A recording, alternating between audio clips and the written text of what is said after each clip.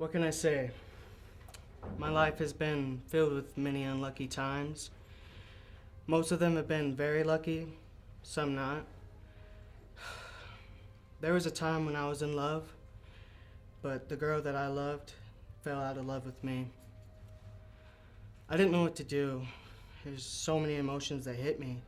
I was scared, mad, sad. When she told me that it was time for us to break up, I was speechless. She felt really bad about doing it, and I was thinking, why me? You know, my pride was really high at the time because she made me so happy. I loved her very much.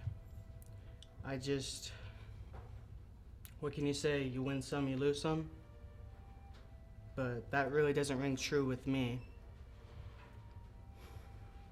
Life has its ups and downs, but it's good to have those many happy memories. And her memory will stick out for as long as I live. My name's Kat. I'm the youngest of 8. I have really great parents. I'm really close with my mom.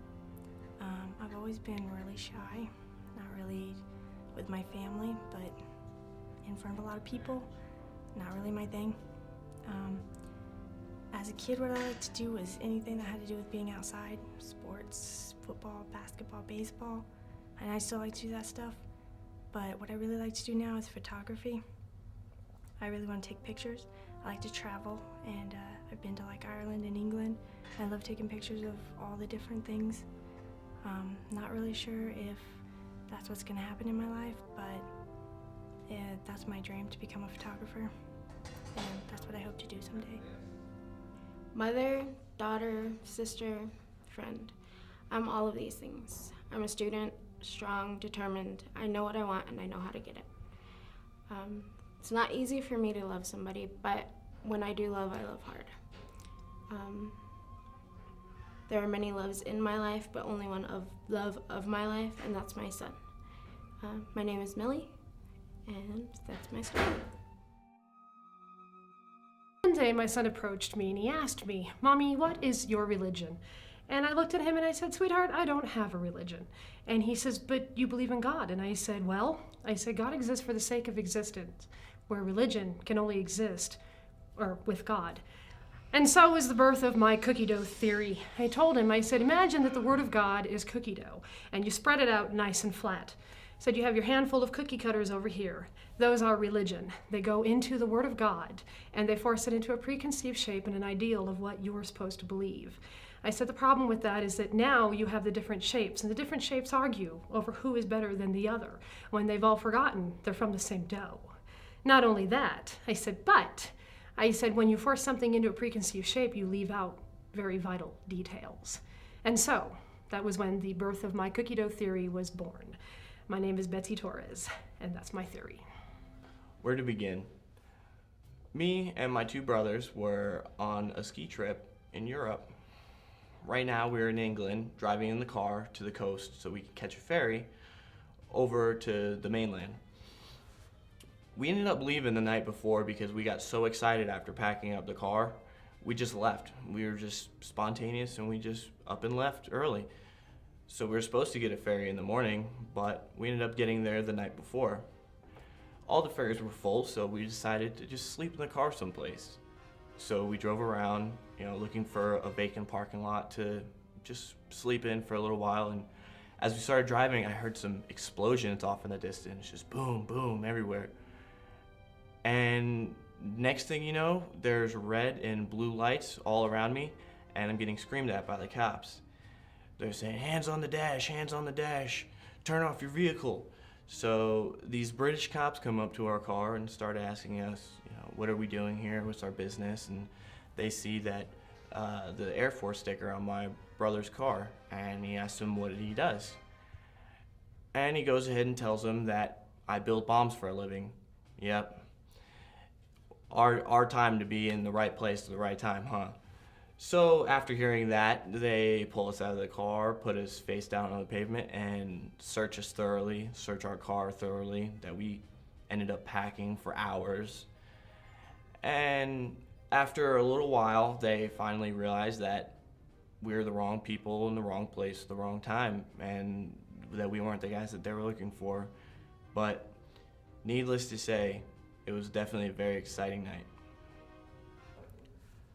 Okay, well, to start with, when I was a little girl in the 5th grade, I loved riding the motorcycle with my dad. We used to take trips to Clovis and around, town where I lived in Portales a lot. I loved riding this motorcycle. It was huge. I was a little girl. It was a Honda Goldwing 2500 with the big saddlebags and the big windjammer and the whole 9 yards. It was awesome.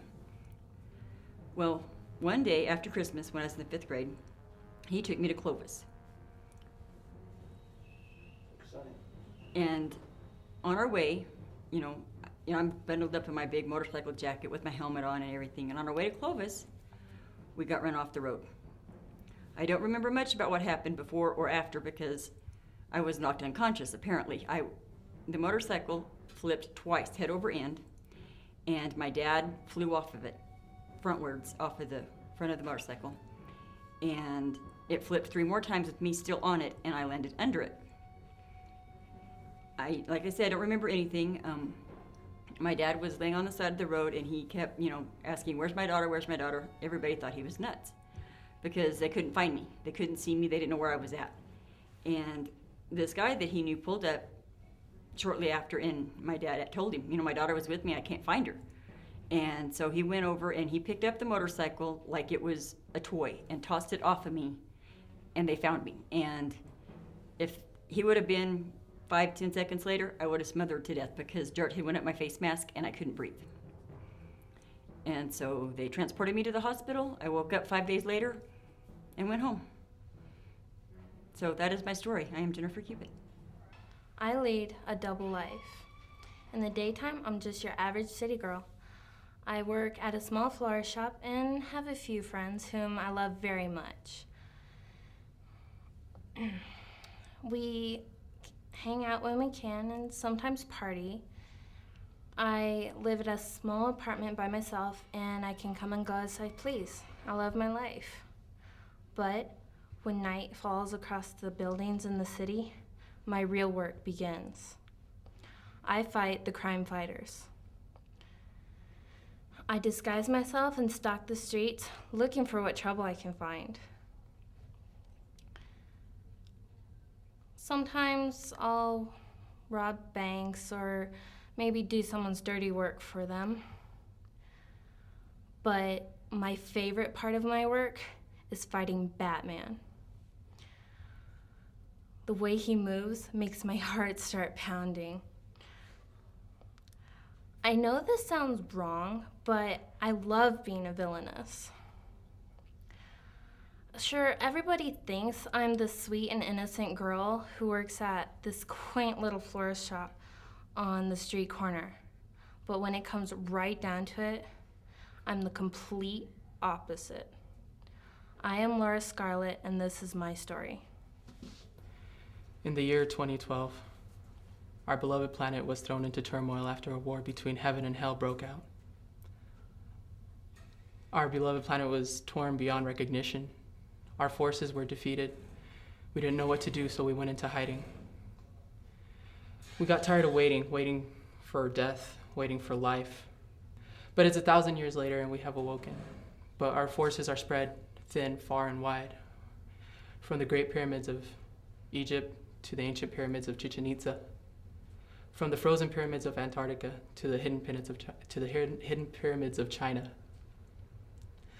We're training and preparing for the day of restoration. We are an elite force of cybertronic angels. We're here to restore balance and peace to the world. I'm just one of the few.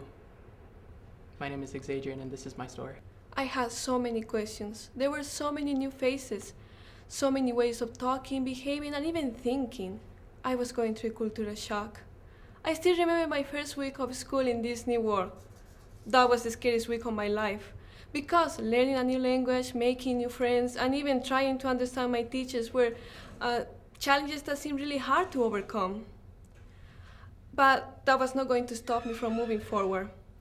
There were times when I felt really frustrated at myself because I could not hold good conversations with others, and it took me really long hours to finish my homework. Another problem I had to face back then was trying to understand the expectations of this society. For example, a kiss on the cheek every time I saw somebody on the street, or standing up and saluting a teacher every time I saw him or her around the school, were notes that seemed pretty normal to me, but those things seem pretty weird for many people in here. Therefore, like those two conducts, there were so many other things I had to change, or I had to stop acting in that way. Well, it took me 4 months to learn the language, make new friends, and adapt to this new society. Now, this country is my second home. This is Paola Chave, and that was a little part of the history of my life. I do not think everyone in America is ignorant, far from it, but we are today probably the most uneducated, underread, and illiterate nation in the Western Hemisphere, which makes it all the more puzzling to me why. The biggest question on your small mind is whether or not little Johnny is going to recite the Pledge of Allegiance every morning. And I'll tell you something else, Mr. Brickett. I am tired of you and your phony issues and your Yankee Doodle yakking. If you like reciting the Pledge of Allegiance every day, then I think you should do it. In the car, in the shower, whenever the mood strikes you. But don't try and tell me when or where to say or do or salute anything, because I'm an American too. And that's what being an American is all about. And another thing, I've had it up to here with people making me feel like if I'm not a member of a family with 2.4 children who goes just to the Jerry Falwell's church every morning and puts their hands over their hearts, that I am unreligious, unpatriotic, and un-American. Because I've got news for you. Not all liberals are cooks, any more than all conservatives are facets. And the last time I checked, God was neither a Democrat nor a Republican. And just for your information, yes, I am a liberal, but I am also a Christian. And I pray every day on my own land, my own time. And one of the things I pray for, Mr. Brickett, is that people with power get good sense, and the people with good sense get power. And the rest of us are blessed with patience and strength to survive people like you in the meantime. And we're cut. Okay.